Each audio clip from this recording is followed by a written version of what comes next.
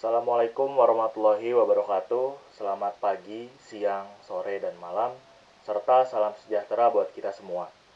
Pertama-tama yang saya hormati Bapak Dede Hendra, SEMM, selaku dosen pengampu mata kuliah analisis kredit dan pembiayaan, serta para penonton dimanapun kalian berada. Perkenalkan, nama saya Zidan Putu Putra Pratama dengan nomor induk mahasiswa 22 11010500680. Mahasiswa Program Studi Manajemen, Fakultas Ekonomi dan Bisnis Universitas Pamulang. Izinkan saya membuka pemaparan ini dengan sebuah pemikiran dari Tan Malaka, seorang pemikir Indonesia yang sangat menekankan pentingnya rasionalitas dan kesadaran kritis. Ia pernah menyampaikan bahwa akal sehat adalah senjata paling tajam yang dimiliki manusia.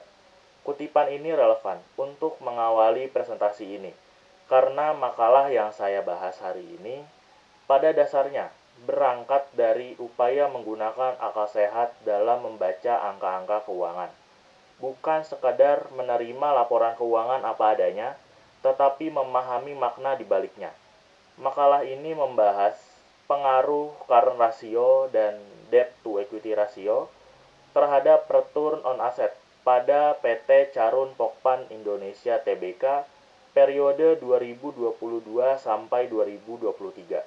Fokus utama penelitian ini adalah analisis rasio keuangan, namun secara implisit berkaitan erat dengan tema analisis kredit dan pembiayaan, khususnya dalam melihat bagaimana likuiditas dan struktur pendanaan berelasi dengan kinerja perusahaan.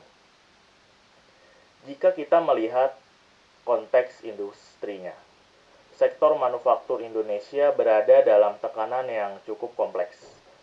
Fluktuasi harga bahan baku, gangguan rantai pasok global, serta dampak lanjutan pasca pandemi menuntut perusahaan untuk semakin berhati-hati dalam mengelola modal kerja dan pembiayaan. Dalam kondisi seperti ini, kemampuan menjaga likuiditas dan mengatur proporsi utang menjadi elemen penting dalam mempertahankan stabilitas keuangan perusahaan.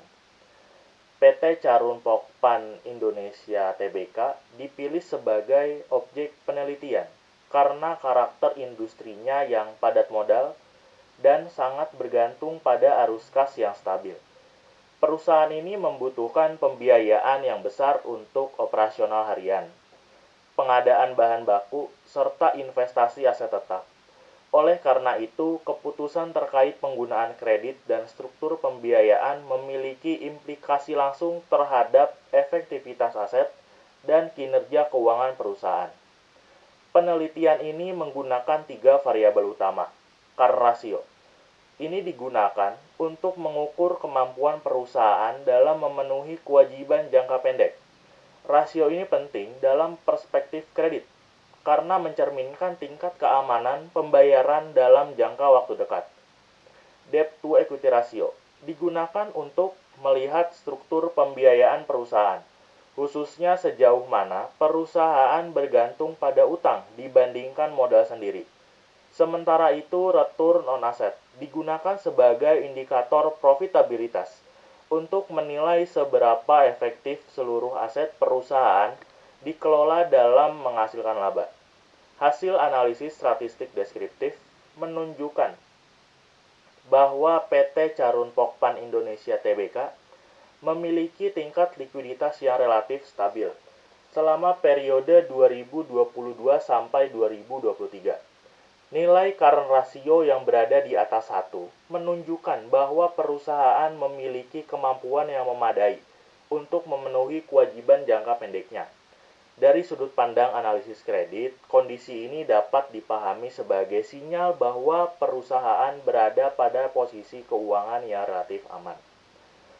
Dari struktur pembiayaan, nilai debt to equity ratio menunjukkan bahwa perusahaan tidak terlalu bergantung pada pembiayaan berbasis utang.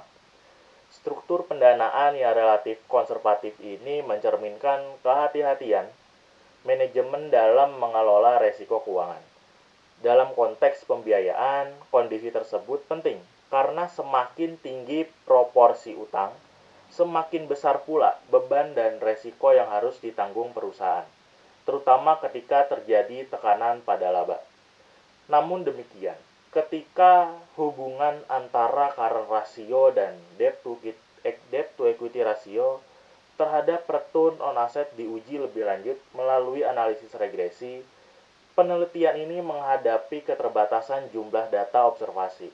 Akibatnya, pengujian statistik, baik secara parsial maupun simultan, tidak dapat menunjukkan signifikansi secara matematis. Meskipun begitu, arah hubungan yang dihasilkan tetap menunjukkan keterkaitan positif antara variabel likuiditas, struktur pembiayaan, dan profitabilitas. Pada titik ini penting untuk kembali menggunakan apa yang disebut Tan Malaka sebagai akal sehat. Ketidaksignifikanan statistik tidak semerta-merta menediakan makna ekonomi dari temuan penelitian. Likuiditas yang baik dan struktur pembiayaan sehat tidak selalu langsung meningkatkan profitabilitas dalam jangka pendek, tetapi berperan sebagai fondasi penting dalam menjaga stabilitas dan keberlanjutan perusahaan.